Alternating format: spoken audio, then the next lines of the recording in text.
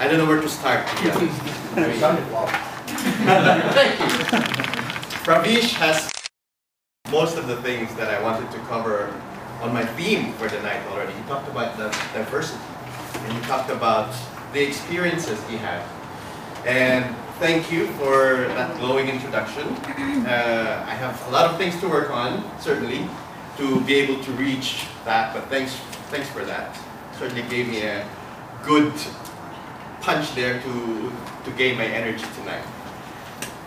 Ladies and gentlemen, welcome to the 55th Business Excellence Toastmasters meeting. We've come a long way from the foundation of Business Excellence Toastmasters into what we are now, and looking at the group of people around the room. We've filled up the room very nicely. Diverse individuals, so many cultures, so many experiences, and so many talents to talk about. So I'm talking about a very important topic tonight, and this is how we become a global citizen. By saying that, I don't mean that we can gain a passport to any country that we like. It's not about that. I'm not going to teach you how to get a US passport. I don't even have one. Rather, we're going to talk about how us as human beings will create a harmonious world that will benefit the future generations, and how we can become responsible individuals for this planet, not just for our city, not just for our country, not just for our continent, but for the whole world. So, without further ado, let me just get on to some of my slides. Welcome. Thank you. Before we move to the official start of the evening, I'd like to recognize that we have two more guests who arrived today. Welcome to Business Excellence Toastmasters. Would you like to tell us about yourselves a little bit? Just your name and where you're from. My name is Liliana, so I'm from Portugal. I'm a new member of Toastmasters in Portugal. Oh wow, welcome. 2 weeks ago. And it's an honor to be in Toastmaster in Dubai.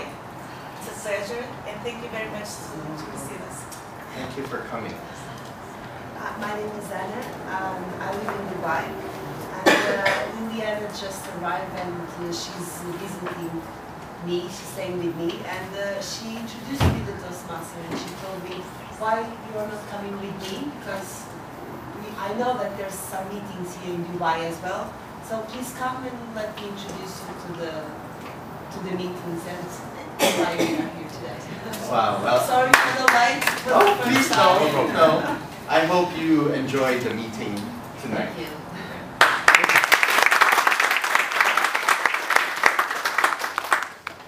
So everyone, what does it mean? What does global citizenship mean? And what can we do to become global citizens? I'd like to talk to you a little bit about the concept, the idea. This is not a new concept. Socrates has actually said that during his time. So we know that this is not a concept that came out of the hippie generation. This is not a concept that came out of the Gen X generation or the Gen Y generation. This is certainly not a modern concept. People who have come long before us have recognized that we are not only meant to contribute to the small society that we belong to. We are meant to contribute to a wider society. Great philosopher like Socrates has said that. Another gentleman, not so popular, Eugene Debs, said that I have no country to fight for because my country is the earth and I am a citizen of the world. Eugene Debs is actually a revolutionary individual in America back in the 1920s. And he actually ran for the presidency of the US at that time. Unfortunately, he didn't become president, but some of the words that he said remained up to this day. Some of those words still ring in our society today. So, what do we need to do to become a global citizen? Or what does global citizenship mean? We as individuals have obligations to make this world a healthier place, a more meaningful place for the future generations to come, a better place, a happier place.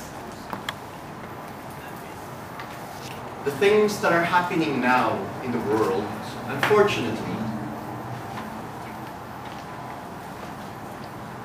can be better. The things that are going on in the planet right now can be improved if we all understood that the effects of what we're doing, the impact of what we're doing, actually contribute to a bigger scale. It's not us who might see the effects of this. But think about our children. Think about our children's children. Think about the legacy our generation leaves behind when we're no longer in this planet. When I started the meeting tonight, or when I came in tonight, I had a quick conversation with one of our members, and he was asking me about my costume. So a little fact about what I'm wearing today. This is called barong, and this is made out of pineapple fiber. And he said, oh, it's biodegradable. It is. When people actually get buried in these things, and guess what? After a couple of years, it decomposes. Nothing remains, except maybe the buttons. But imagine the legacy that we're leaving, the generations that will come. They might not see these things. The world right now is becoming a modern world. A lot of people, especially where I come from, it's not every day that you see people wearing things like this. We wear this for weddings, we wear this for occasions, but it's not similar to the UAE culture, for example, where the love of wearing their national costume is still prominent. So, being a global citizen means that we want to make the world happier and a better place for everyone who will come after us. How do we do that? First, we need to take responsibility. It comes in many forms. It comes in many shapes and sizes. Leaving your little trash behind is one form. Helping to support a cause is another form. Being able to do something for the environment is yet a third form. So we must take responsibility for the things we do. being able to care for the planet, knowing how our wastes, our carbon footprint, I don't want to use jargon, but I thought it's necessary, could affect the world in general. Understanding culture. Look around you. You're sitting next to somebody from a totally different culture. How do you feel?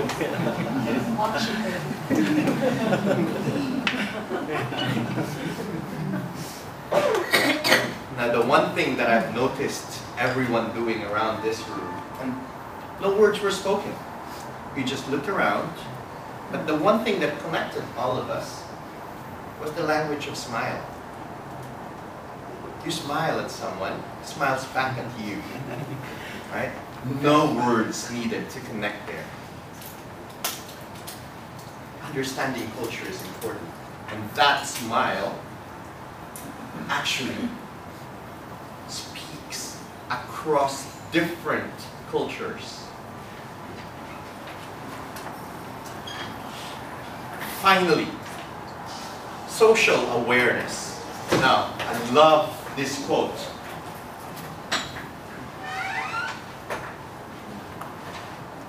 Welcome. Welcome. Does anyone know who Anthony Bourdain is? Did I pronounce that name right? Bourdain. Sorry. Anyone know? He's a New York-based chef who has culinary shows, who writes